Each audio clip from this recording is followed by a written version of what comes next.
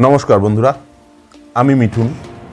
আমি আজকে আমার ভিডিওটিতে যে বিষয়টি নিয়ে আলোচনা করব সেটি হচ্ছে লোন সম্বন্ধে।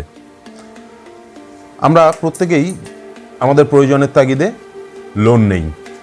কোনো সময় ব্যাংক থেকে নেই, কোনো সময় অন্য কোনো সংস্থা থেকে নেই, কোনো সময় ব্যক্তি বিশেষের কাছ থেকে আমরা পয়সা ধার নেই।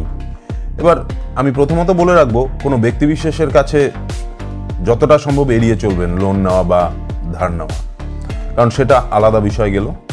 এবার বলি ব্যাংক থেকে লোন নেওয়ার ক্ষেত্রে। আপনি ব্যাংক থেকে লোন নিলেন, 3-4 মাস, 5 মাস, 6 মাস আপনি ভালোই কিস্তি দিলেন, তারপর গিয়ে আপনার আর্থিক পরিস্থিতি আর আগের মতো রইল না, আপনি কিস্তি শোধ করতে পারছেন না। সেক্ষেত্রে কি করবেন?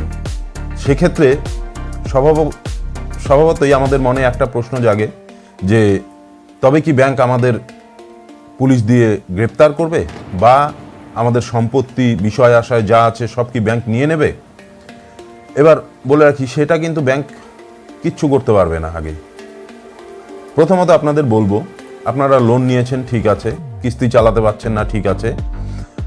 আপনি কিস্তি চালাতে না পারলে ব্যাংকে গিয়ে একটা অ্যাপ্লিকেশন করবেন যে এই মুহূর্তে আমার আর্থিক পরিস্থিতি আগের মতো নেই, আমি ব্যাংকের কিস্তি চালাতে পারছি না, আমাকে আমার যে লোনের কিস্তি আছে সেটা কমিয়ে দেওয়া হোক এবং লোন পরিশোধ করার যে সময়সীমা আছে সেটাকে বাড়িয়ে দেওয়া হোক। ব্যাংক কিন্তু সেটা পর্যালোচনা করে কোনো সময় বাড়িয়েও দেয় এবং আপনার যে লোনের কিস্তি আছে সেই অ্যামাউন্টটা কমিয়ে দেয়।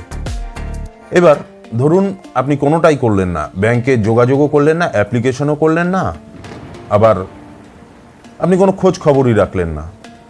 সেক্ষেত্রে ব্যাংক কি করবে? সেক্ষেত্রে ব্যাংক কি করে, বেশিরভাগ ক্ষেত্রেই বেসরকারি ব্যাংকগুলো সেগুলো কোনো একটা রিকভারি এজেন্সি তার সাথে এগ্রিমেন্ট করে। ধরুন ব্যাংক আপনার কাছ থেকে 5 লাখ টাকা পাবে বা লোনের ক্ষেত্রে 5 লাখ টাকা পাবে। সেক্ষেত্রে প্রথমত ব্যাংক সেই রিকভারি যে এজেন্সি আছে তাকে বলে আপনারা 20% বা 25% নিন, বাদবাকি টাকা যেটা রিকভারি হবে সেটা আমাদেরকে দিন।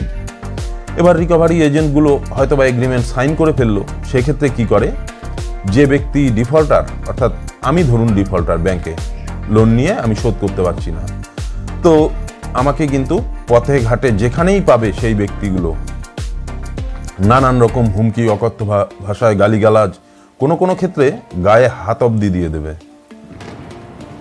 এরকম ঘটনা হয়েছে। এবার সেক্ষেত্রে বন্ধুরা আপনাদেরকে আগেই বলে রাখি, কোনো কিছুতেই আপনারা ঘাবড়াবেন না। কেমন? না ঘাবড়ে যে ব্যক্তি আপনাকে গালিগালাজ করবে, প্রথম কোশ্চেন আপনি রাখবেন তার কাছে, আমি লোন কার কাছ থেকে নিয়েছি, আপনার কাছ থেকে না ব্যাংকের কাছ থেকে? সেটা কিন্তু তাকে বলবেন। আপনি কিন্তু ব্যাংকের কাছ থেকে লোন নিয়েছেন, সেই রিকভারি এজেন্টের কাছ থেকে লোন নেননি। এটা গেল 1 নম্বর। দ্বিতীয়ত যেটা করবেন, যদি সেই ব্যক্তি আপনাকে অকথ্য ভাষায় গালিগালাজ করে বা গায়ে হাত তোলে, সাথে সাথে আপনি থানায় এফআইআর করুন এবং সেই ব্যক্তির কাছে আপনার সেই যে রিকভারি এজেন্ট, ওনার কাছে রিকভারির যে লাইসেন্স হয় সেই লাইসেন্স কপি দেখাতে বলুন। সে কিন্তু কোনোদিনই সেটা দেখাতে পারবে না আপনাকে, বলে রাখি। তো সেক্ষেত্রে যদি আপনার বাড়িতে রিকভারি এজেন্ট আসে, সেক্ষেত্রেও কিন্তু আপনি তাকে আটকে রাখুন সম্ভব হলে, এবং সাথে সাথে থানায় ফোন করুন এবং যা কিছু সে বলেছে বা যা কিছু সে ঘটিয়েছে আপনার বাড়িতে তার কিন্তু ভিডিও রেকর্ডিং করে রাখবেন। অবশ্যই সেটুকু আগে থেকেই সাবধান থাকবেন। এবার ব্যাংক কি করতে পারে? আপনি লোন যদি পরিশোধ না করেন, বড়জোর ব্যাংক লোক আদালতে যেতে পারে, অর্থাৎ আদালতে মামলা করতে পারে।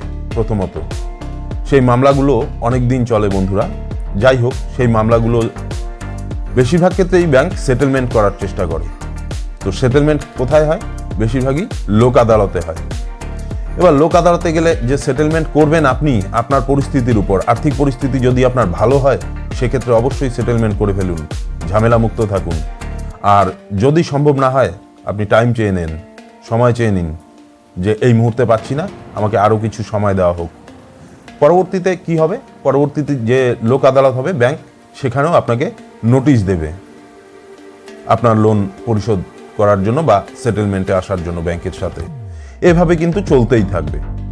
তো বলে রাখি বন্ধুরা, পরিস্থিতি যেমনই হোক না কেন আপনারা ঘাবড়াবেন না। ব্যাংক কিন্তু আপনাকে অত সহজে কিচ্ছু করতে পারবে না, বা রিকভারি এজেন্ট যারা আছেন তারাও কিন্তু কিছু করতে পারবে না। আর বলে রাখি, এই রিকভারি এজেন্টদের থেকে সাবধান থাকতে, যদি আপনার সঙ্গে এরকম কোনো ঘটনা ঘটিয়ে থাকে যে গায়ে হাত তুলেছে বা গালিগালাজ করেছে, পথে ঘাটে অসম্মান করেছে, আপনি কিন্তু সাথে সাথে থানায় এফআইআর করুন সেই ব্যক্তির নামে, এবং পারলে সেই যে ঘটনা তার কিন্তু ভিডিও রেকর্ডিং করে রাখুন এবং সেটি থানায় জমা করুন। অবশ্যই যে কাজটি করবেন এটা কিন্তু করবেন। বন্ধুরা, এই ছিল আজকের ভিডিও। আমার ভিডিওটি ভালো লাগলে সাবস্ক্রাইব করবেন চ্যানেলটিকে, আর অবশ্যই লাইক করবেন। নমস্কার, সুস্থ থাকবেন, ভালো থাকবেন।